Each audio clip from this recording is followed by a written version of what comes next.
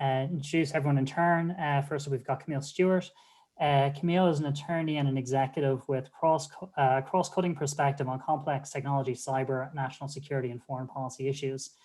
She's an Obama administration alumni and is currently head of security policy at Google Play and Android.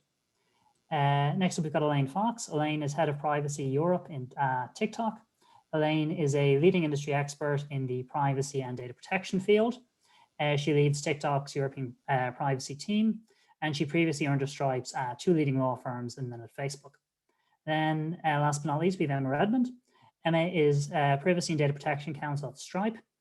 She previously worked at Ancestry and LinkedIn.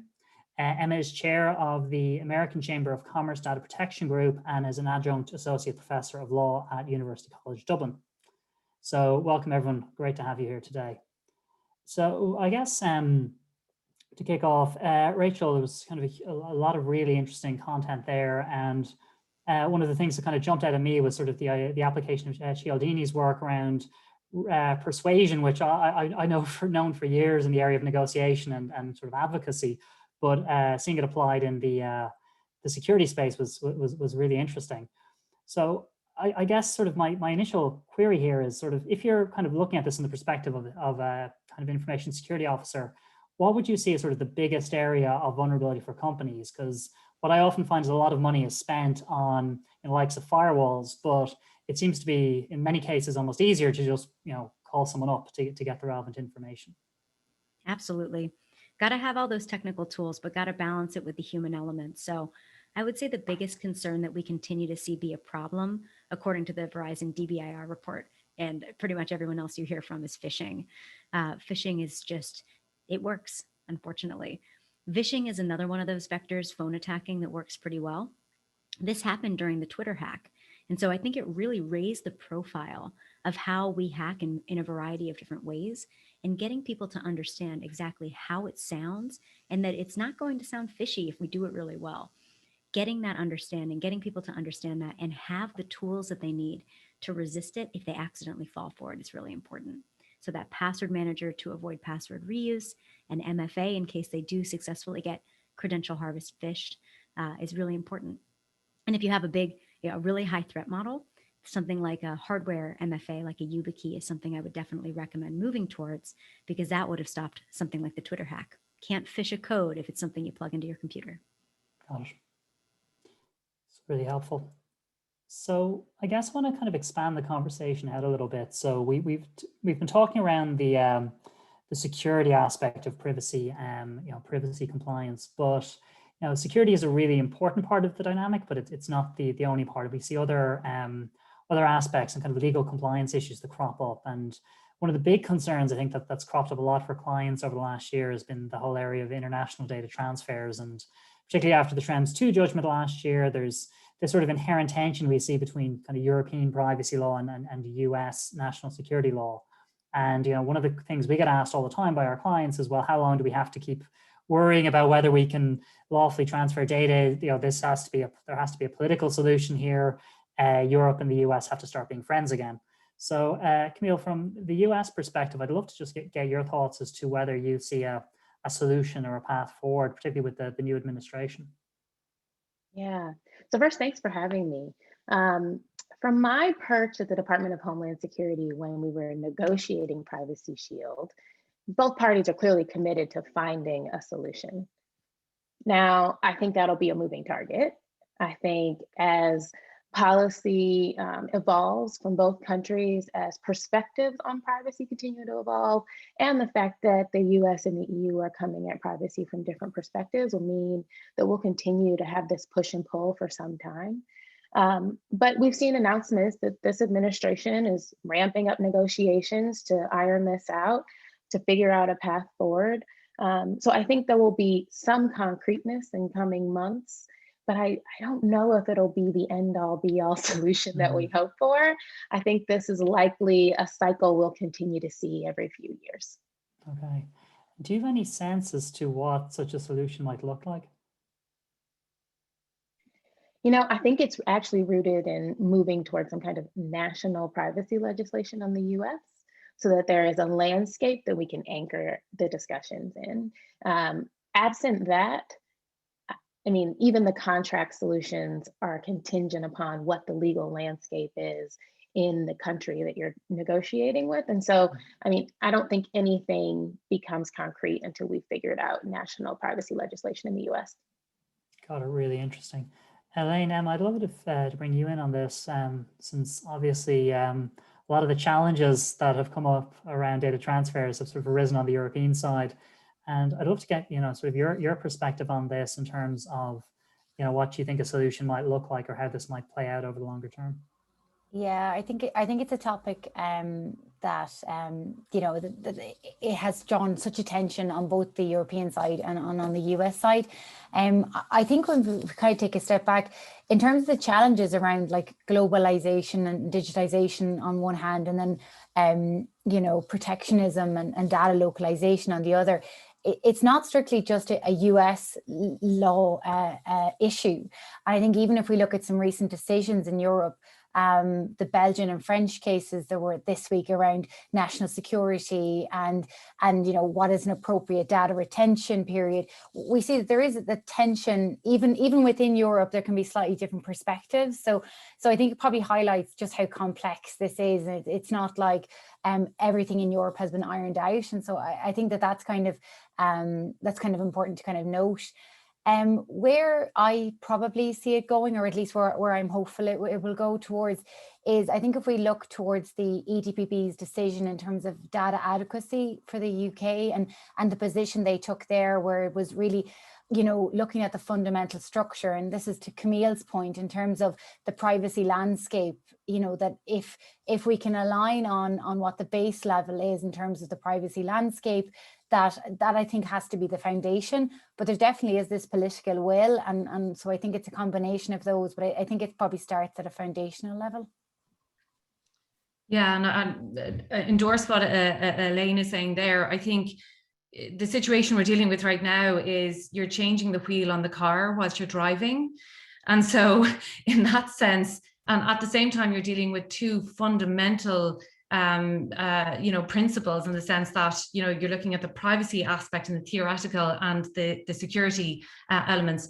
In terms of what Elaine is saying as regards the position in France and other European countries versus, it's clearly not just the US, and that's a very, very important concept that people are not necessarily seeing right now. There's a lot of a cloud over that. They just see one avenue and that's it.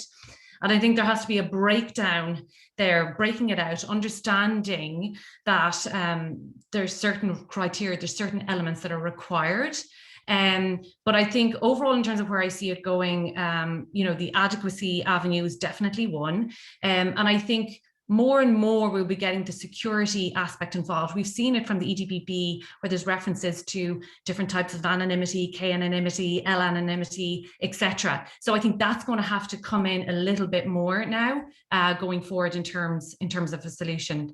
So certainly we'll be watching that space very closely. Yeah, I'd love to add on really quickly. I mean, we also have to layer on the economic issues there too, right? Competition and how these companies are growing and are global, and how different economies are thinking about how they penetrate their markets and how that affects their ecosystems and their economy. So, I mean, that's another layer that further complicates this. Even when we find these common privacy principles, and as different countries start to think about different ways to impose privacy restrictions, those things will always be further complicated by the economics, the trade dynamics, et cetera.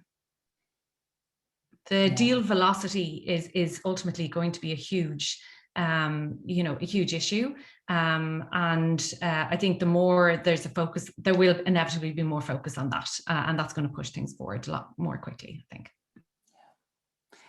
Yeah, you make some excellent points. I mean, both Elaine and Emma, around the fact that oftentimes this is presented as a US versus EU issue, whereas in reality, you've got different stakeholders on both sides of the pond that have different views on the matter. And I suspect that if you were to talk to, for example, certain aspects of the French government, their position would be much closer to the US position than ditto. If you were to talk to the ACLU, their position would likely be much closer to what the European Court has said recently. So you do get some quite interesting dynamics there. And Camille, you make a great point around the economic side of all of this, because there, I know there was a concern that some of the European laws could actually look like trade barriers, as insofar as they restrict the provision of services from the US into Europe. So yeah, I think this is one that we're all hopeful there might be a solution in due course, but I don't think anyone is going to mortgage their house on it. Cool. So I guess going back to the data security issue for a moment.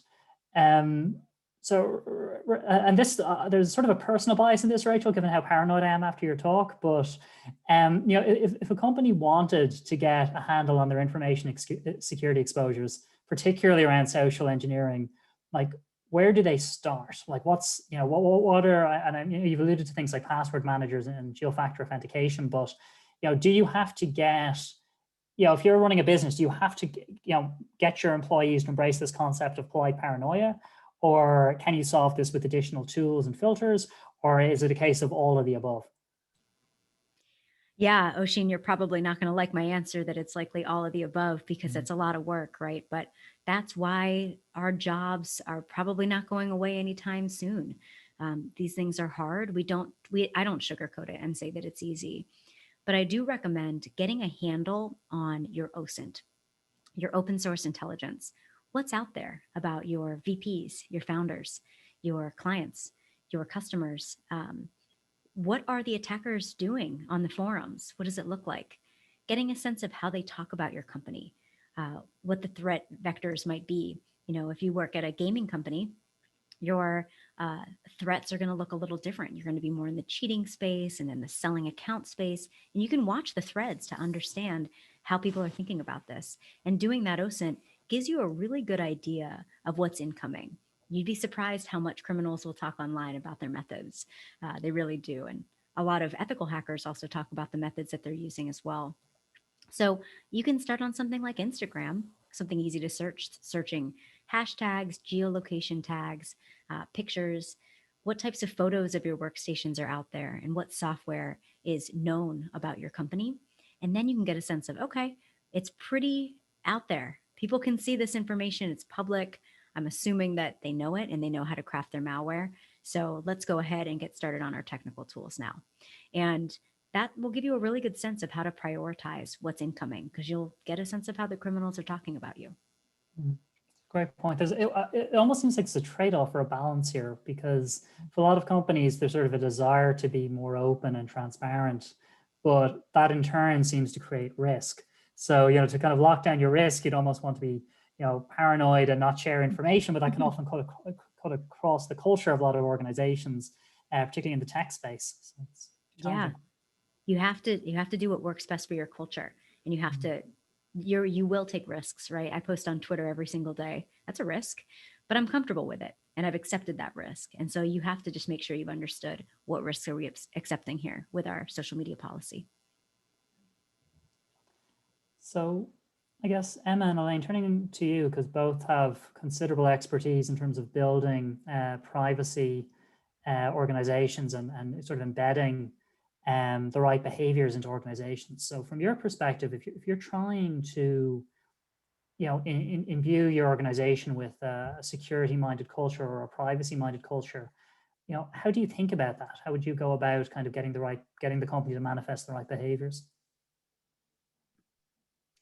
Yeah, so I think a little bit like what Rachel spoke about there in terms of, follow the fear and making them realize what can actually happen. Look, at the end of the day, every organization that I've been a part of have, their priority list. You're fighting your way to get to the top of that priority list. And we will all kind of nod our heads and say, yeah, we've had that experience. And there's also a human element to this with all of us, which is, what does it mean for me? And unfortunately, that sometimes is a case, it's quite subjective, but in your organization, when people have priorities and, they have performance reviews and they have so much on their plate, how can this mean something for them? Aside from the fact that obviously the user mentality and protection of users should always be key. And that, of course, should come from the top, from your CEO down. One executive who says something off in some way can tumble your work that could have been, going on for years. So that has to be really, really solid. So I think, what does it mean for me? I know over years what I've been kind of implementing is, privacy champion programs within the organization, abilities for, an ability for employees to gain a seal, the privacy seal, which is well recognized within the organization. It's spoken about by executives. It's a proud thing to have. And I would also say, delving into that mentality of follow the fear a little bit more, taking an actual example. I always say, when you hear of an incident or an issue that's transparent and it's out there, never let it go to waste. Use it, have that example, put in your back pocket, and you can present that, because there's nothing like solid figures, facts to present to folks who work with figures and facts. They don't they don't work with the term promptly or reasonable. That doesn't make sense necessarily. So you have to take that and you have to present it and use those examples. So overall, I could talk about it for hours, but overall I would say must come from the top. What does it mean for me? What can you give back? Follow that example, and take the opportunity to use those privacy days that happen every year. Have those really interesting things happen, make it fun, and again, never let that time go to waste. So overall, I would say creating captaincy for within each department, having someone who's a captain, privacy captain within the division, is also really good. And it's amazing how the momentum really grows and it becomes a thing, as I like to say, and gradually day to day, it's part of it's part of what they do every day. So yeah, Elaine, I don't know if you want to add to that. Yeah, no, I mean, fully, I think we're very much on the same page on a lot of fronts, but yeah, no, fully endorse that. I think privacy champions and privacy captains can be so helpful in terms of delivering the message day in, day out, because you can have your events, you can have your kind of trying to kind of promote privacy and to promote security, but it's the kind of consistency and then linking things back to performance. The only kind of layer I would add on there is a couple of things, but one is around the culture. And I love the phrase politely paranoid. I have to say, I think it might become my new favorite phrase, Rachel. I might have to steal it. But I also think around the culture of openness, and that that employees feel like that they can come and they can highlight issues and they can explain when they don't understand, and trying to ensure that you have that kind of education, but that it's practical and hands-on. I mean, we discussed this before the panel, but you can have the best kinds of training, but if it's not really practical and it's not speaking the same language as the people you're delivering to, it just won't land in terms of, it won't be meaningful. So I'm all for really practical hands-on training. I love real live examples and working through them. And it's a far more interesting session for employees where they really see, okay, this is what happens, this is what the implications were, and this is how we address it going forward. So I'm all for that kind of privacy champions, absolutely. It's kind of a top down and a bottom up approach if you want to try and kind of have a very solid approach to it. And and I think it's about really trying to get all of your team and all of your staff bought in. It's a team effort. It's not information security's role, it's not legal's role, it's actually all of the teams. And I think that when you kind of try to deliver that kind of messaging, it's probably just consistency then about delivering that and having it delivered across the teams. Yeah. Super, super helpful stuff. I guess I would always, my big takeaway is sort of culture and incentives. So people actually see that they have to do this. It's not just an annoyance that InfoSec and the lawyers are foisting upon them. Yeah, can I add to that real quick? I would say that making privacy and security gating is a huge incentive that embodies all of the things Emma and Elaine were talking about, and I've seen it work wonders. If you know that your product, feature, whatever is not going to roll out because it's going to have to go through whatever that privacy council or review board is, you're really going to think about it on the front end, because that taps into your performance. It taps into all these things if you can't deliver. So just another manifestation of that. Yeah, that's a great point. So it's sort of go or no go decision.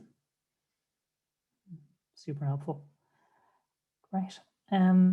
So I want to go back actually to something, Camille, you mentioned earlier on, because you said that you felt that getting an agreement around the data transfer issue is in part going to turn on getting a federal data security law over the line.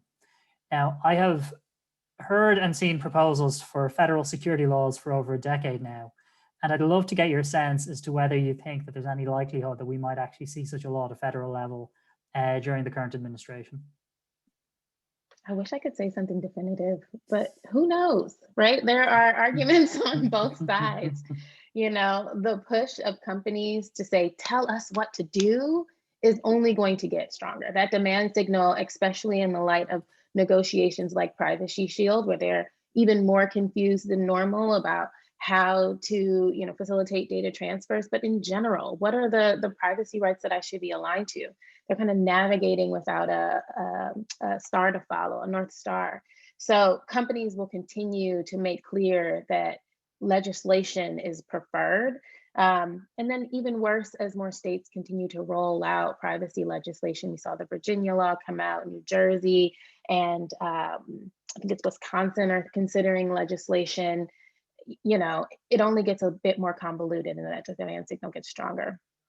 While the Senate is balanced and leaning Democratic, and that might mean that, you know, with that kind of balance in the House and the Senate, that maybe something could get across, where people want to see this country fall on privacy is very different even within parties, right? And so getting the alignment necessary to get something over the fence is going to be very tough.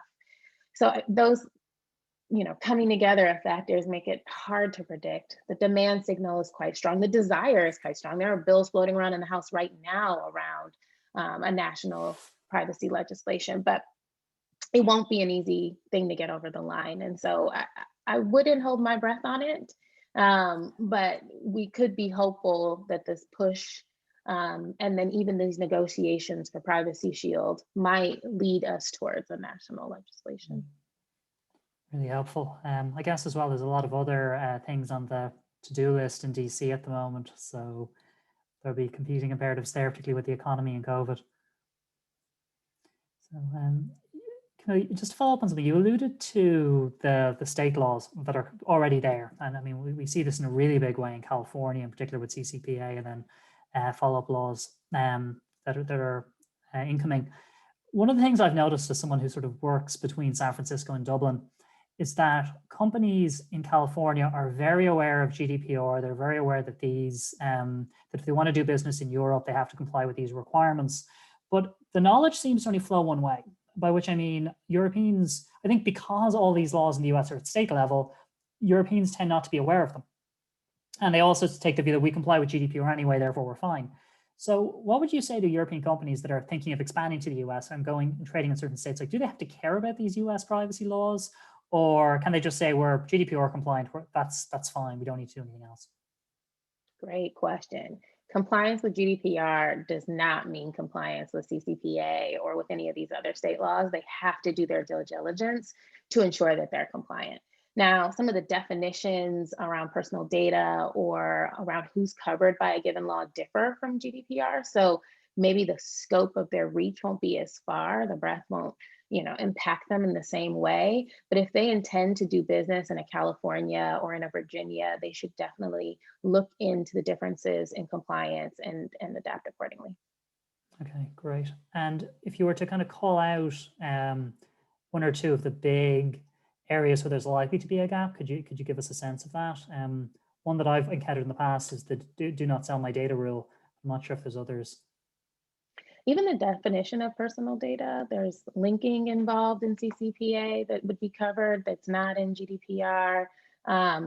You can find lots of charts that map them out. Most of them are small, nuanced differences that your implementation of mitigation for GDPR might actually cover it, but you want to make sure. But there are some key places to tap into, like that definition of personal data and the one you mentioned. Got it. Okay, really, really helpful. So basically, don't stick your head in the sand if you're going to America. You need to do your work.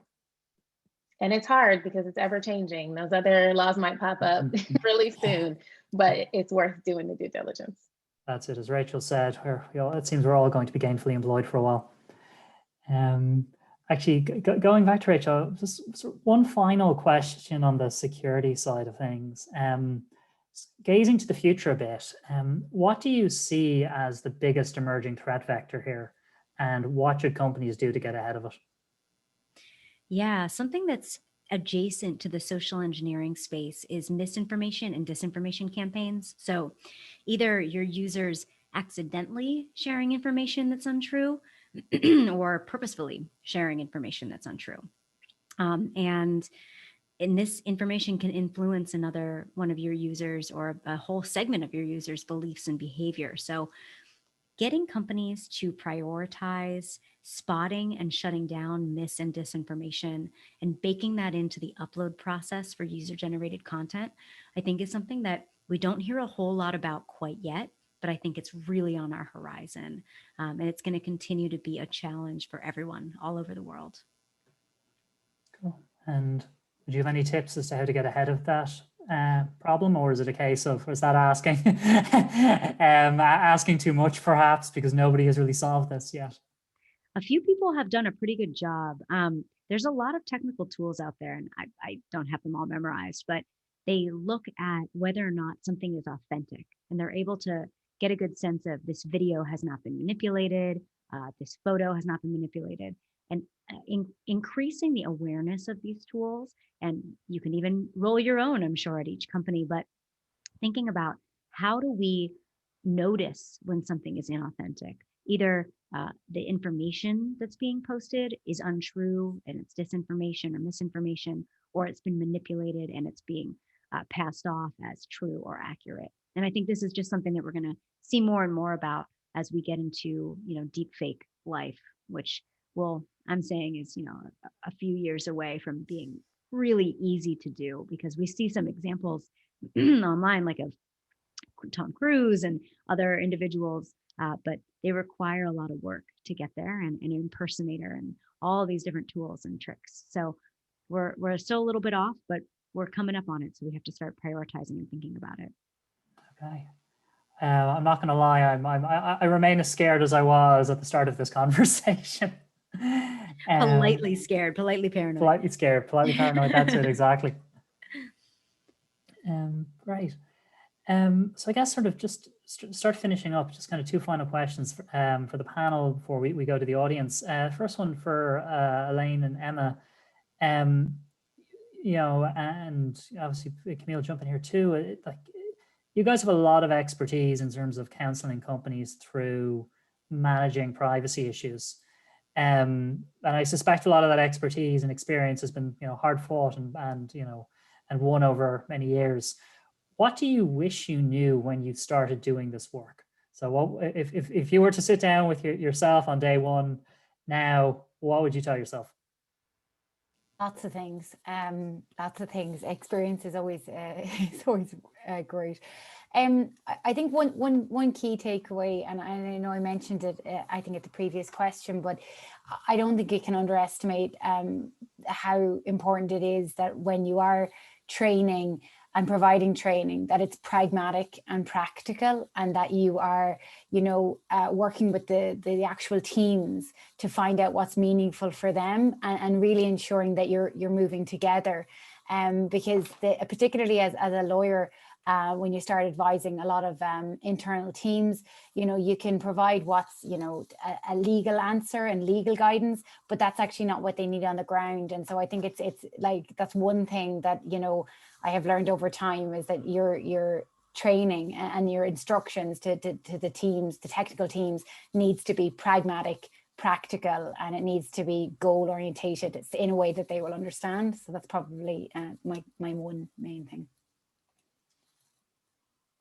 Yeah, I think I wish I knew that at the time, that you have to be master of telescope and microscope. So getting into the detail and then looking far ahead and realizing that that's a really tough job, and you do the best you can under the circumstances. Part of that is, in order to be a master of that, it's about knowing that you have to test the theories. So when you are presented with a very complex solution, where there's lots of algorithmic evidence, etc., and ordinarily you would think, yeah, that sounds great. Test it, challenge it, always ask, because sometimes at the end of the day, it's about the basics. And don't be ashamed or, you know, afraid to ask those questions. I think that's the one thing. And one way I think that's helpful as well that I've learned over the years is a little bit like what Rachel was saying in terms of mimicking. So if I'm liaising with someone from a financial department or an engineering department, I do my own research on those individuals. I do my own assessment of, you know, the kind of things that they're into, the kind of language they use. I'm taking notes of those things. Why? Because I can use that going forward if I need to. Now they know that, now that I've said that out loud, but we'll keep it between ourselves. There's only a few hundred people on this. But in essence, what I'm doing is I'm trying to mimic so that I can step into their shoes, that I can understand the kind of issues that they're dealing with, and I can use and mimic the kind of same language that they're using. So I think, you know, again, that feeds into what Elaine was saying as well. And we owe it to them, and they also owe it to us as well, that you know, we spend that time to understand. So yeah, I wish I knew when I started that you know, that's what that requires, being a master of that, and the way to go about that, which is through your people, through your team around you, and understanding their world. Yeah, I mean, you took the words out of my mouth. People are at the center of this work, both on the privacy side and the security side. So whether it's championing it internally, you know, making it resonate for your internal stakeholders and articulating the value proposition from their perspective and understanding their needs, or whether it's making it user-friendly and something the users understand so that they actually implement it, and communicating those privacy and security narratives broadly, all comes down to people. And so probably why I was attracted to this work, but also will be the crux of being successful in this work, is people. There's an interesting circularity here, because the same techniques that Rachel was discussing earlier in terms of how you hack into an organization through its people are in fact the same techniques one would use, ideally in a slightly nicer fashion, to get buy-in for security and privacy related initiatives. Yeah, it can be used for the good side or for the bad side. Yeah. Awesome. So I guess my final question, which is to the entire panel before we go to the Q&A and also before we pull up our poll results, could you let us know two things? One, what development are you watching for the next year? And two, if you were to give the audience one practical tip to take away, what would it be? Rachel, do you want to kick it off? Sure, sure, why not? I would say continue to watch how criminals talk about your organization online and the work that they do to try and thwart your defenses. You can do this, it's possible. I recommend looking up the phrase Google dorking and learning about how to Google dork online. And I think doing that OSINT, getting started thinking about how are people talking about us? What can we do to protect ourselves is a really good first practical tip for people that you'd be surprised many people have not actually done before about themselves, their family, friends, or organization. People want to understand how to stay safe personally too. You know, if you really want to bring it home for folks, make it about their lives. They don't want to just protect your work, your company. They want to protect their families. They want to protect their friends. And so make it personal for them about how they can do that in a fun, interesting, non-scary way. They can be politely paranoid, but not too paranoid. Awesome. Yeah. Yeah, I'm watching the shifts in how companies are sharing data with advertisers. Apple announced today that they're changing their ID regime. There's a bunch of announcements about how browsing data will be collected out of Chrome and all these things. And I'm keeping an eye on how the market corrects itself while we watch some of these political debates and legal evolution play out. And my piece of advice would be to leverage the tools at your disposal. So many of our users are not using the do not tracks, the turn off your location, the stop sharing your contact information inherent in the products and services that we provide. And I think that those tools are so helpful as you think about those risks that Rachel was talking about earlier. I want people to be intentional about their digital security and their digital privacy, just as they are with their physical security and their physical privacy. Awesome. I am very much watching the development, if any, in relation to codes of conduct. I think I'm seeing definite indicators about codes and the importance of codes, but it's the mantle is being passed on to industry. So come up with it, please. So I'm interested to see where that's going to go and who's going to take that first step in relation to it. We have seen, the EU Cloud Code of Conduct, for example. So there's definitely, some precedent there, but I'm interested to see how that develops going forward. And I think in terms of a practical tip, particularly for organizations who may not have, a big legal team, or they may not have their own privacy operations team or engineers, and that is absolutely the case.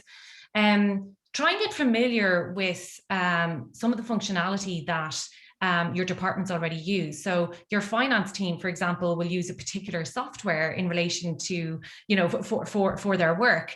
Spending half a day with them to actually see what kind of software they use is really enlightening. I would say the same for the HR department, et cetera, et cetera. So this is something you can do sitting down for half a day, and it's truly enlightening. And it's something that's there and it's ready to use and assess.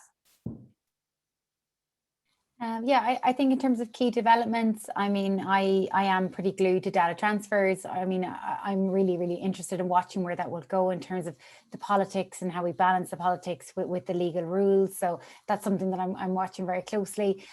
In terms of practical tips, and I guess this is more speaking to the companies and the legal teams who advise the companies, but I think that and I've mentioned multiple times, about how policies need to be practical and pragmatic, but I can't overemphasize the importance of that.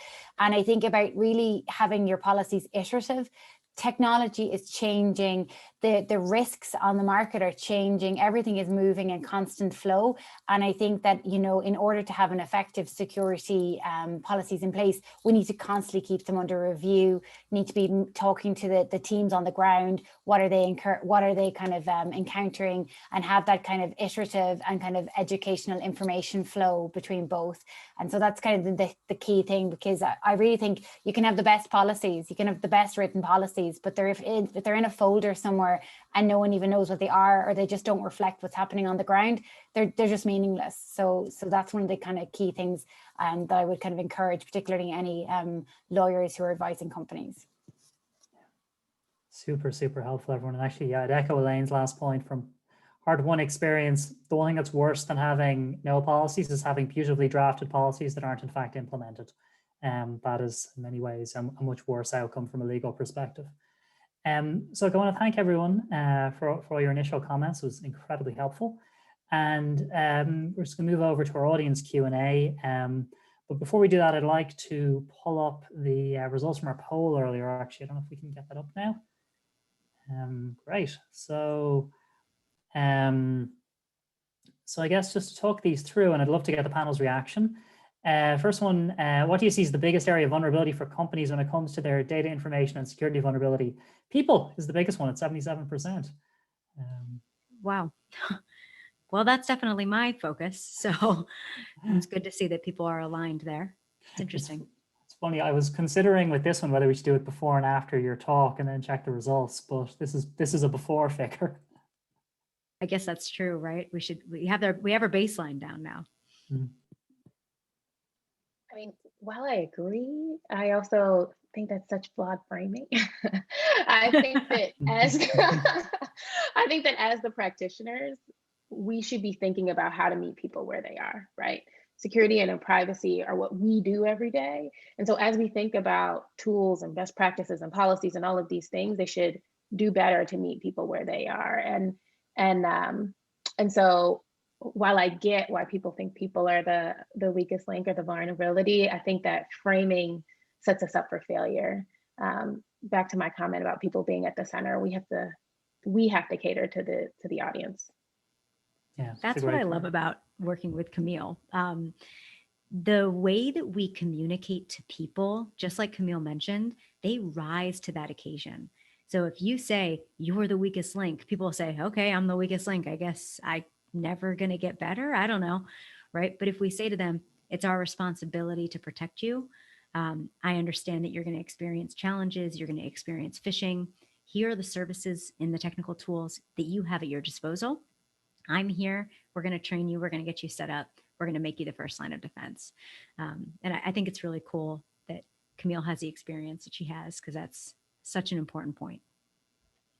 Yeah, it comes down to human nature as well, right? And what I was saying, that, you know, what does it mean for me?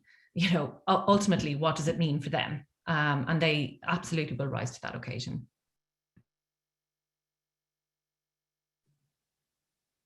Yeah, I love that framing. It's sort of less of a negative, you know, you must do this because the angry people have told you to do it, and more of a positive, you know, this is going to make you better at your job and make the company stronger.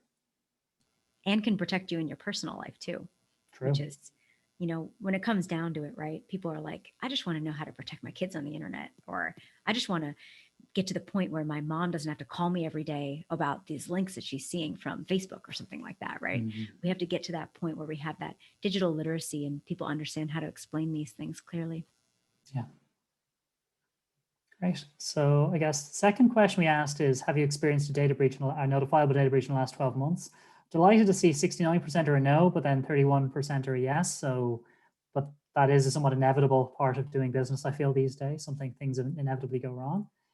And then the final one, which I'd love to get the panel's reaction to, which is the question, do you think US and EU laws will converge or diverge in this space in the next 5 years? 63% say converge, 37% say diverge. I'd love to just get the reactions. Do people agree with that or disagree? I think it depends in what area. Sorry, Camille. Go ahead. No, go ahead. Go ahead. I think it just depends on the areas, right? I think there might be a forced convergence when it comes to certain areas like data transfers. It's inevitable. We talked about deal velocity. We talked about, you know, if you consider world trade, I mean, there has to be something there in order to make this work. And then you're looking at the divergence as well, because, you know, trying to marry, you know, an innate principle-based piece of legislation and conventions in Europe with, you know, the US makeup, you know, is really, really difficult. And, you know, there's different cultures at play there. So there will inevitably be divergence, and that's okay. And that can actually be a positive thing, I would say. So overall, I would say my first reaction to that is it kind of just depends on the areas. Inevitable convergence in some, organic divergence in others. I completely agree. I was going to say overarchingly converge to facilitate business and collaboration, but there will definitely be some natural divergence. Yeah, my take on it is we're going to see convergence probably in the area of data protection standards. We're already seeing that at state level in the US, but I think we're going to see a lot of divergence around things like the regulation of AI, which are noticeably different in the two markets. Yeah. Okay. Okay, well, I guess to finish up then, we've got quite a few questions in from the audience, and I don't know if anyone wants to jump at any of these, but there's one or two that I wouldn't mind picking people's brains on. I can put up the sources while you answer those questions too, since a lot of the questions are about seeing the sources. We'll just have that up in the background. Perfect. Okay, well, once you've pulled that up, the first one, which is one that's quite topical in Dublin, which I won't read the full question, but the nub of it is what the line is between ethical and unethical hacking, and particularly security testing. I think this related to a social engineering pen test that caused people quite a lot of upset given its subject matter. So I was wondering, Rachel, if you have any thoughts in terms of how does one draw that line? So many thoughts on this. This is like one of the things I think about first when I wake up in the morning, last thing before bed.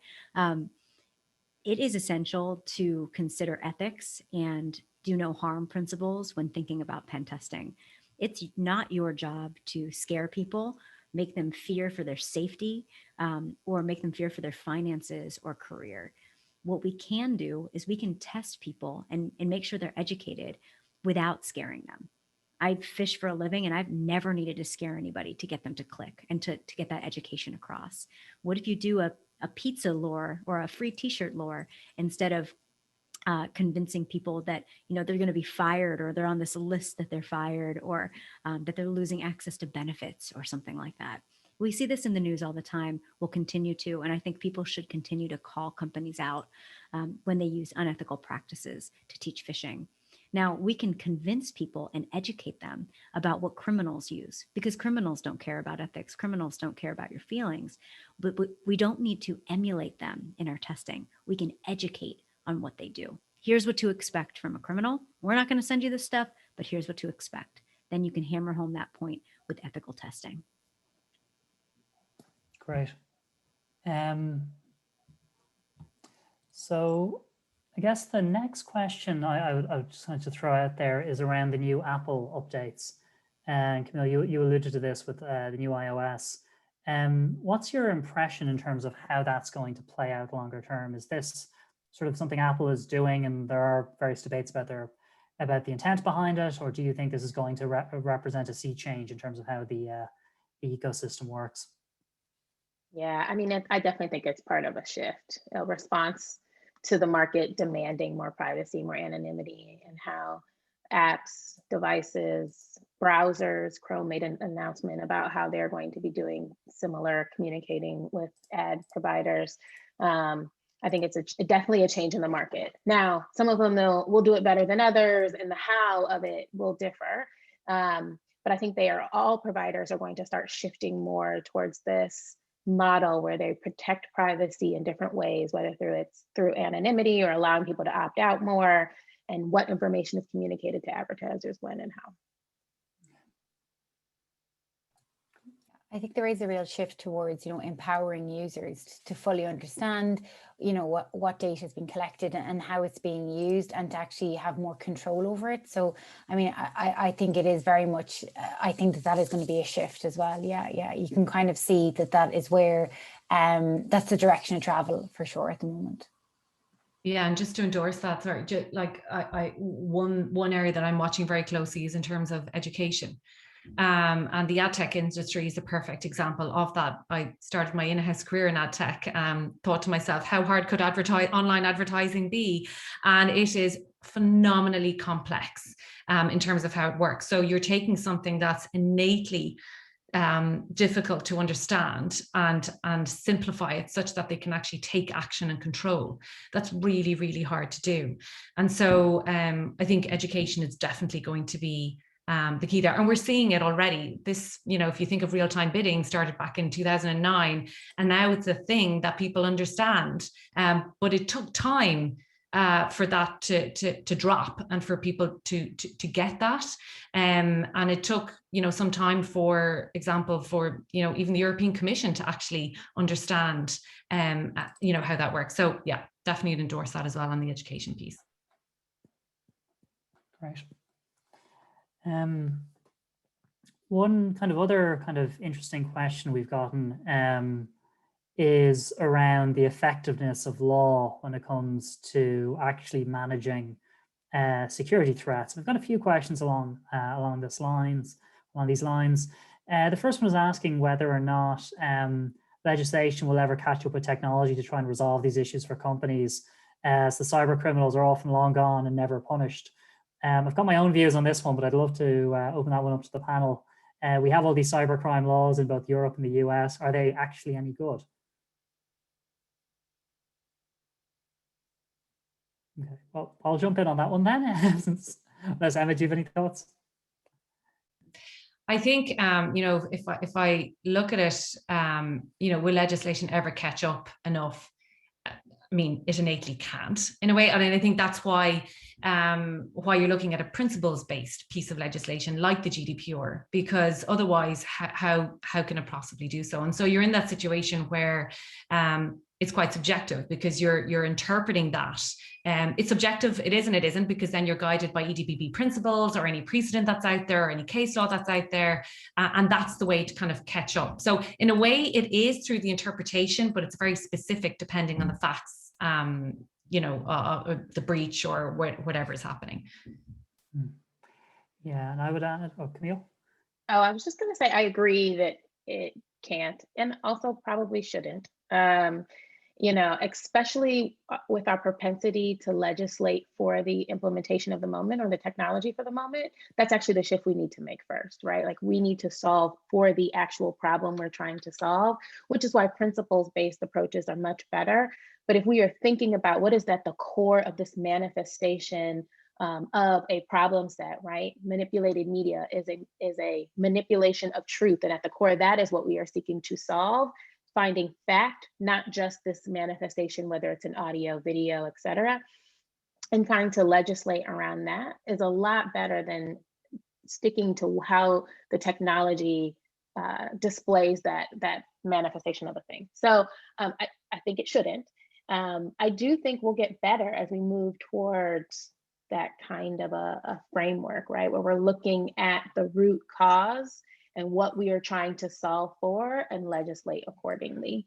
And I think that we are getting legislators who understand that better, and across the transatlantic, we are implementing structures that help people understand technology a little better that might help, right? Like there are fellows on the Hill that are helping them understand these things and similar functions over in the EU. And so I think we'll improve. Yeah. I agree with all of that. Oh, Emma, please. I suppose one of the ways in which legislation is trying to deal with that, of course, is in relation to codes of conduct and certification. So that's a little loophole out there. So technically, it's trying to facilitate it in that way. So. Yeah, actually, Emma, just because I know this is another one of our questions, and you alluded to this earlier. Do you have much hope for codes of conduct? I mean, we've seen a few in the area of minors from both the Irish and the UK regulators. Is this, I've often been guilty of kind of regarding the code of conduct provisions of the Data Protection Acts and the GDPR as sort of filler. My eyes skim over them because they never seem to do anything. Do you think there might be a change there that people might start, that we might see codes actually getting legal effect and coming into operation? I hope so. I've had experience of code of conduct-esque situations before. Situation where you're signing up to principles, you're getting audited by an independent third party, you're getting your seal of approval insofar as that exists. I hope, I mean, it's these are one of the areas of GDPR, I think, where it's natural to skim over it because you can't hold on to anything. There's nothing there unless industry drives forward. I think there's great opportunity. I do believe in it. And I think there's massive opportunity there for industry to come forward and actually do something on it. And you can see that certain regulators are really trying to go down that route. And it's a really unique opportunity for privacy security professionals to really try and get ahead there. I'm hopeful, I will say it like that. And that's why it's one of the areas that I'm really looking into. It's going to be a slow burner. It's definitely going to be a slow burner. But already I'm kind of seeing talks go that way in different areas. So, fingers crossed, you have to hold on to anything you can get. Absolutely. And actually I mean, I agree with that. I think it's an interesting area because there's sort of a possibility that we might have kind of concrete norms established in certain areas, but that can then ideally evolve over time, as opposed to having something that's written and then that then sort of becomes somewhat irrelevant due to the passage of time, which you sometimes see when you look at the old internet laws from the 1990s. You read them and you're like, I vaguely remember how these things worked when you're dealing with technology of that era. Also, actually, one other comment I was going to add for the question around, will laws ever catch up with criminals here? My own take on this is you don't actually have a legislative problem with respect to cyber laws. You have a law enforcement problem. And it really, because there's plenty of rules there that will enable you to punish these people if you ever find them and can convict them of the crimes. But the challenge in many cases is actually jurisdictional, that if you're trying to hack someone, you do it from another country, and ideally one that doesn't have an extradition treaty with your target. So the personal risk from a criminal perspective is super low if you adopt that approach. And I think that's part of the reason why the sort of organizations need something of a self-help attitude here, that they need to protect themselves, because that's because local law enforcement is rarely a deterrent when it comes to cyber attacks, unfortunately. A couple of the questions we got are kind of getting at sort of alternative technologies for preserving privacy, and particularly around, maybe there's one or two about alternative telcos, and then obviously there's alternative messaging platforms and the like. Rachel, have you got any views on this? I mean, in terms of technologies that people are using, or should be using, shouldn't be using? Yeah, one thing that I'm seeing emerging in the Q&A is a question about the company Afani, which is an anti-SIM swapping telco company.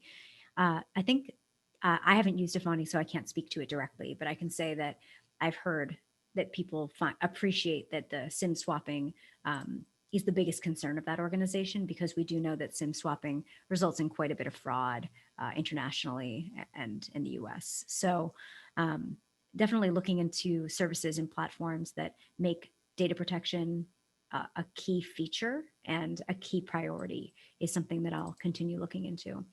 Things like Delete Me by Abine, which we talked about earlier, Afani, and many other organizations. I'd really like to see that that's becoming a trend. Great. Then I guess in terms of other concrete steps people can take, there's another question we got for Rachel as to whether you feel that reporting a phishing email to a mail service provider has any value, or is it effective at all? Absolutely. Yes, you always want to report, because that gives the organizations the details that they need to bolster their block lists and the anti-spam filtering that they're creating. So from a technical perspective, everybody relies on you reporting. So continue to over-report. That's a good thing to do.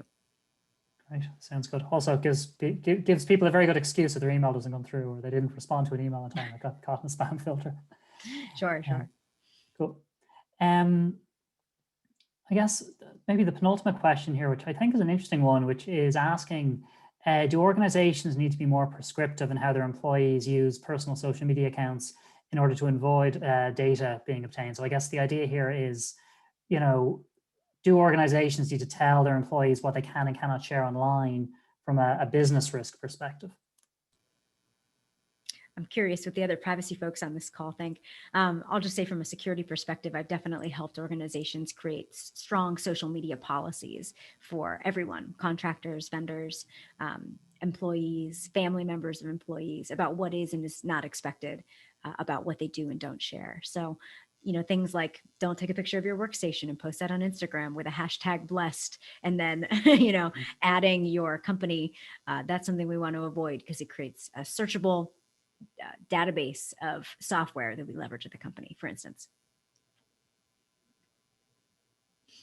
Yeah, I think that makes a lot of sense. Almost a rule of common sense here, because this will vary jurisdiction by jurisdiction, but you'd also need to be mindful of any employment law requirements around, regulating what people can do in their personal time.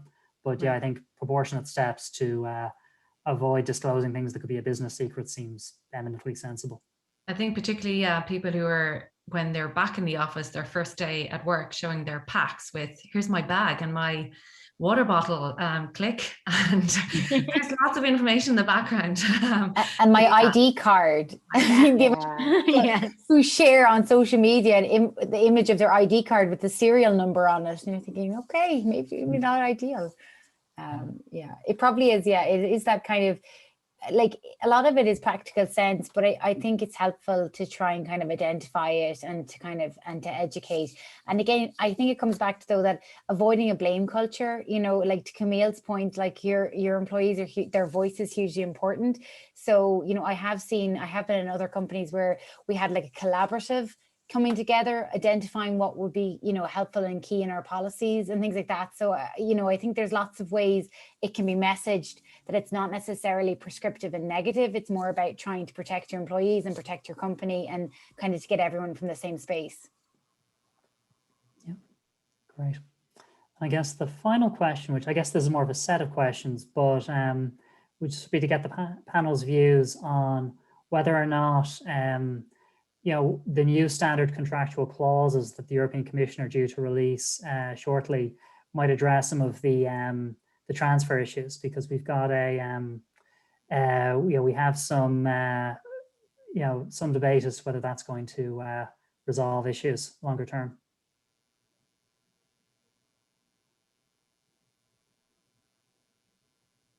So I suppose here's the situation again, where you're it's an effort to provide a legal solution to what is a political problem. And so is that going to work? I think time will only tell. I'm very interested to see what's going to come out and see kind of the difference, you know, doing that red line between what was previous and what is now. Yeah. Yeah, and I think just to add to that, I mean, in terms of considering the issue of transfers, obviously your mechanism is very important, but also the underlying infrastructure in terms of privacy in your destination country is fundamental. So I think it's probably it's a very complex issue with a number of facets of elements. So I don't know if I see any one as like the silver bullet. I think it's the combination of all. It's kind of my initial thoughts at the moment. Great. Well, on that note, I think it's time to finish up. So I'd like to thank Rachel for an amazing keynote, all the panelists, Elaine, Camille, and Emma for really excellent contributions. The marketing team in MHC, who you don't see in the background, who are doing all the wizardry that makes all this work. And then thank you everyone for attending and for your great questions. So thanks again, and hope you found this useful. I certainly did, though, as I say, I'm now politely, proudly, and generally paranoid. So we'll end on that note. Thanks, Oisin. Thanks, Thank you. Thanks. Bye-bye.